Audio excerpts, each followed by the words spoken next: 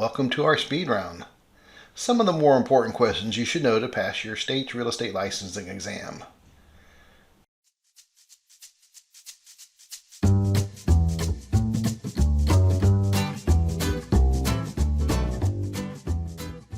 Let's get started with question 1. What is the difference between real and personal property? Our legal system recognizes two types of property: real property and personal. It's one or the other. Personal property is all the property that doesn't fit the definition of real property. An important difference between the two is that personal property is movable. Think of it this way: if you were to pick up a house, turn it upside down and shake it, pretty much everything that fell out of that house you can consider personal property. The refrigerator, the stove, those type of items.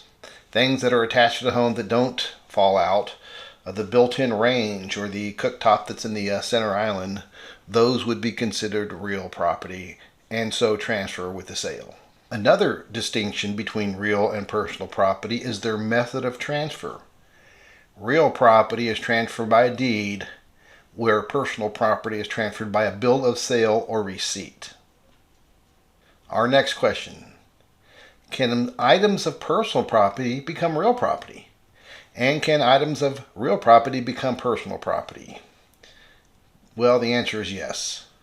Items of personal property become real property through the process known as annexation, annexing that item to the home. If you're going to build a deck on the back of your house and you have a hardware store deliver a pile of lumber, while that lumber is sitting in your driveway, we can consider that lumber personal property. It's movable. You cut up that lumber, build the deck on the back of your house, you've annexed that lumber to your home. That lumber is no longer movable. That item is now real property. Or just the opposite, severance. You have a tree growing on your land. While that tree is growing on your land, that tree is real property. But it's your land, it's your tree. You decide to chop the tree down. While the tree was growing on your land, it was real property. You chop it down and make a pile of firewood out of it. You've converted real property into personal property through severance. What is a fixture? Don't overthink this term fixture. Think of a light fixture. Go down to one of these big box hardware stores. They have giant stores full of fixtures. Anything pretty much that you can buy and bring home and attach to your home is considered a fixture. At one point, these items are personal property, but they have been so annexed to the home that they become part of the home. They are now real property. A ceiling fan. You buy a ceiling fan. While that ceiling fan is in the box, it's personal property. You take the ceiling fan out of the box, put it together, and mount it to your ceiling. You have now annexed that ceiling fan to your home. It has become real property. And if you show your home to a buyer with that ceiling fan attached to your ceiling, that's what they expect to have when they go to closing. You can remove that ceiling fan and replace it with a light fixture before you put your home on the market through severance. That ceiling fan is now personal property, all depending on the use and location. Okay, our next question's a good one. What is the difference between land, real estate, and real property? When you think of land, think three-dimensional. Land is more than just the surface of the earth. It's the airspace above the earth. It's the mineral rights that lie below the surface of the earth. And also think all the natural components. The dirt, the plants, the trees, the boulders, the rocks, all natural components make up of land. Three-dimensional and all the natural components. Because the difference between land and real estate is land plus all man-made items we call improvements. Any man-made item is an improvement to land. So real estate is land plus improvements. The third term, the broadest of the three terms, real property. Real property is land plus the man-made items, the improvements, plus the legal rights that go along with owning real estate.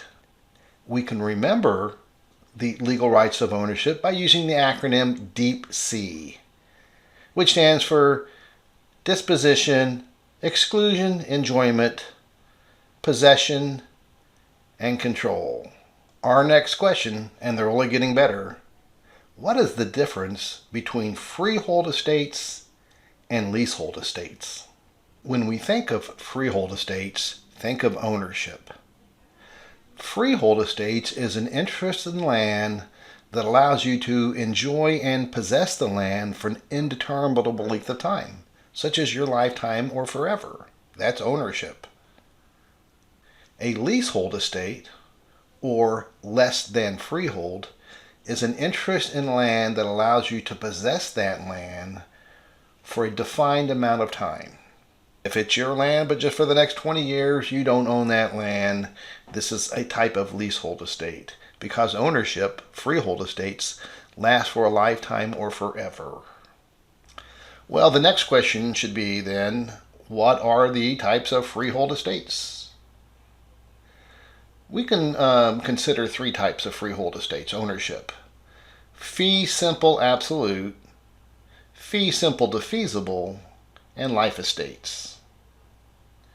Fee simple absolute is the highest ownership recognized by law. And if you own a home, I would guess you probably have fee simple absolute ownership. No ownership is complete. Ownership of land still comes with the responsibility to pay taxes. You have to follow the zoning laws of the city or county where your land is located. So ownership is not 100% absolute, but fee simple absolute is about as close as it gets. Fee simple defeasible is a freehold estate ownership that can be defeated. This is ownership that comes on conditions. If the condition is broken, you can lose ownership of the property. It can revert back to the former owner or their heirs. And a life estate simply is ownership based on somebody's lifetime. That person is called the life tenant. The life tenant owns the property for the duration of their life or some other designated person or persons. Part of creating this life estate initially is to determine, once the measuring life ends, where ownership is going to return to. And the creator might decide that they're not going to be here. The creator names a remainderman.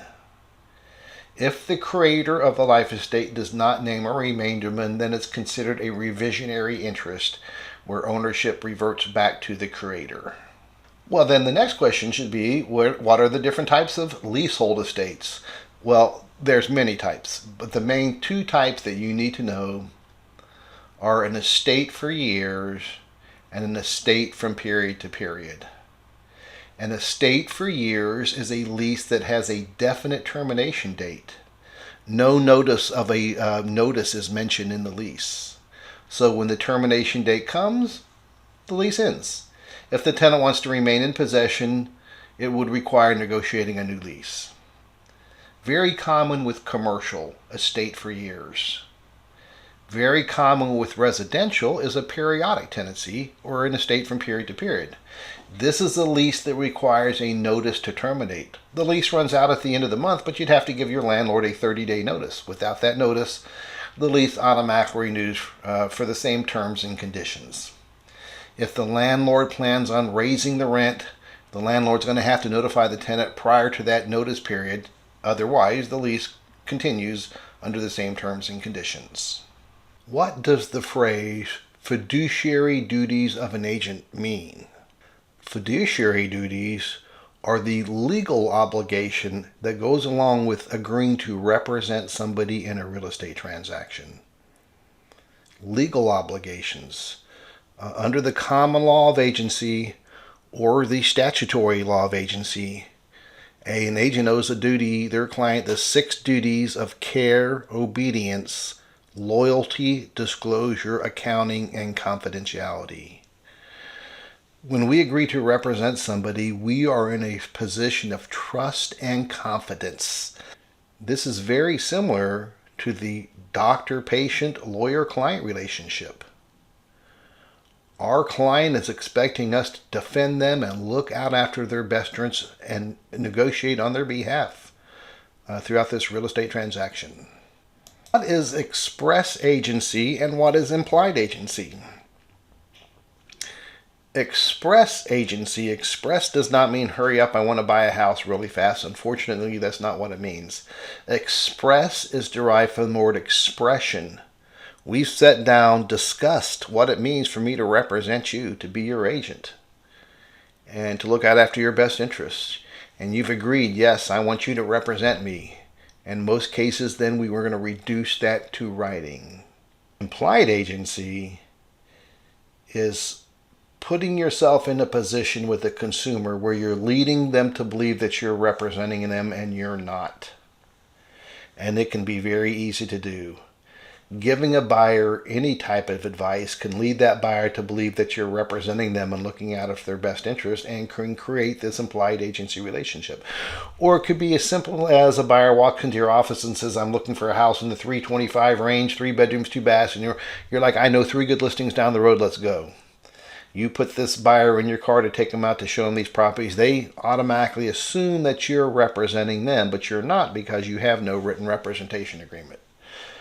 You're leading them to believe you're representing them when you're not. That's implied agency. What is single agency versus dual agency? Well, our system encourages single agency. This is where one broker is representing one side of the transaction. See, there's always 2 sides to a real estate transaction. That could be buyer or seller, or it could be landlord or tenant. Single agency exists when one broker is representing one side of the transaction.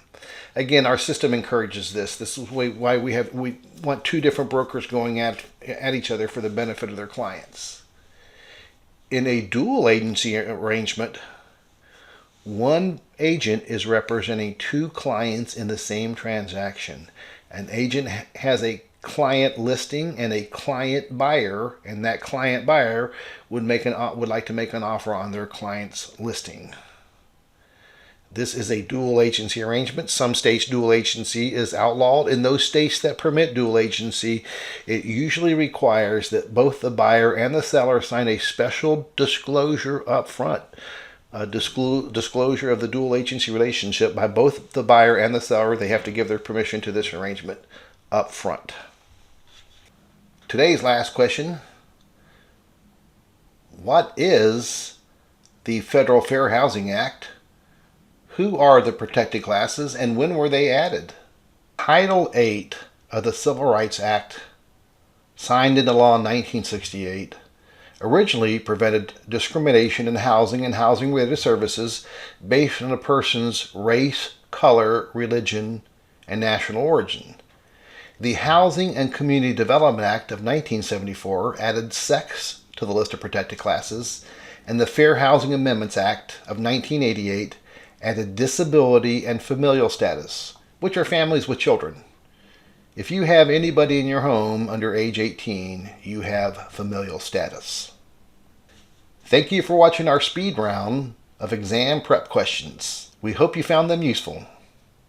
Please like and subscribe below and hit that notification bell so we can let you know when our next video is ready. Thank you.